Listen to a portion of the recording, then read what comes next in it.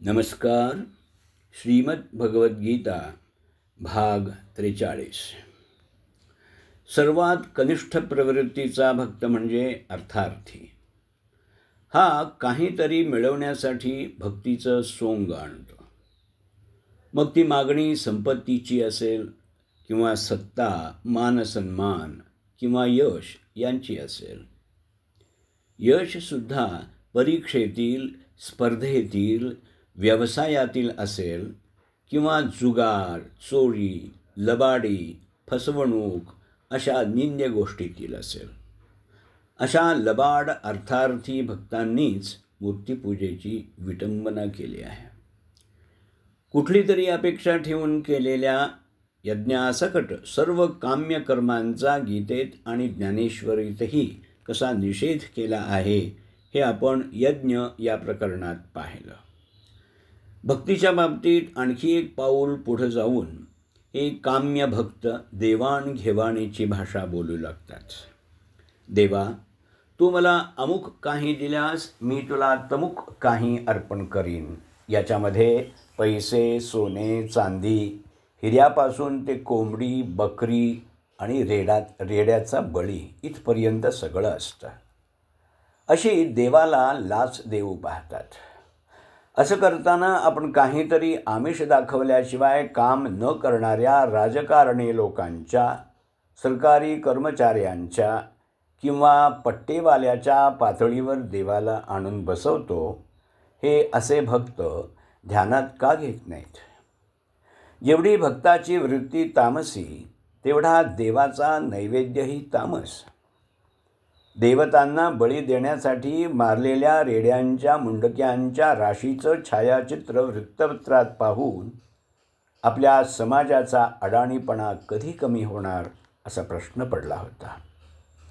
जो देव करुणेचा सागर समजला जातो तो आपणच जन्माला घातलेल्या जीवांचा बळी कसा मागेल? एवढी साधी गोष्ट लोकांना का समजत नाही? याहून कहर म्हणजे असं ऐकिवात आहे की उज्जैनच्या एका मंदिरात देवतेला दारूचा नैवेद्य पाजला जातो आणि देवता ती दारू कशी पिते हे चांगले शिकले सवरलेले भक्तसुद्धा मोठ्या उत्साहानं पाहत असतात. अशा प्रकारामुळे भक्तीतील पावित्र्य निघून जाऊन तिला ओंगळ बाजारी स्वरूप प्राप्त झालं आहे. अशा अर्थार्थी भक्तांची संख्या आजकाल विपरीत वाढत आहे. पण त्याहून चिंताजनक स्थिती ही आहे की ती काम्य भावनेमुळे भक्तीत शिरलेल्या अनेक विकृतींची. मला वाटतं की याचं मुख्य कारण म्हणजे मानवी रूपातील ईश्वराकडं पाहणाऱ्यांची दूषित दृष्टी. भगवान म्हणतात, ईश्वराचं परमस्वरूप न जाणणारे मूढ लोक मनुष्यदेह धारण केलेल्या मला अवमानतात, कारण त्यांनी राक्षसी आणि आसुरी स्वभावाचा आश्रय केलेला असतो.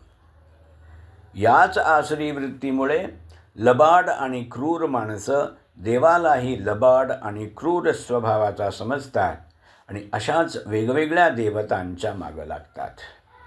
भगवान म्हणतात, काम्यबुद्धीनं ज्यांचं ज्ञान हिरावलं आहे असे लोक निरनिराळ्या देवतांच्या भजनी लागतात. अशा लोकांच्या भक्तीमध्ये जेवढी लबाडी असते तेवढाच मूर्खपणाही असतो. एका देवतेकडं काहीतरी मागून अपेक्षा पूर्ण होत नाही असं दिसताच ते दुसऱ्या देवतेकडं भक्तीचं नाटक करून तिच्याकडंही तीच मागणी करतात.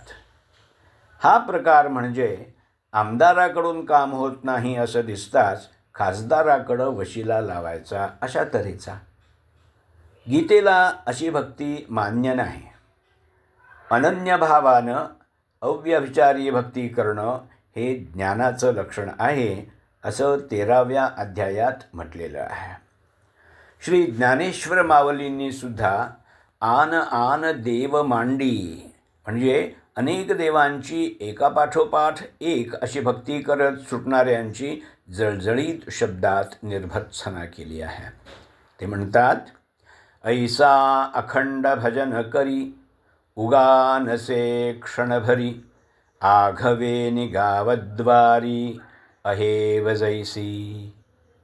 गावाच्या वेशीत पाल ठोकून बसलेली वेश्या संपूर्ण गावाची जशी अखंड सौभाग्यवती असते तशी यांची भक्ती असते. एरवी अतिशय मधुर भाषा वापरणाऱ्या आणि नागर दृष्टांत देणाऱ्या श्री ज्ञानेश्वर माऊलींना अशी कठोर भाषा वापरावी असं वाटलं आणि ग्राम्य असा दृष्टांत द्यावासा वाटला. यावरून त्यांना या तऱ्हेच्या वृत्तीची केवढी चीड होती हे दिसून येतं. क्रमशः लेखक डॉक्टर विजय पांडुरंग जायदे, वाचक डॉक्टर अमृत राघवेंद्र यार्दे.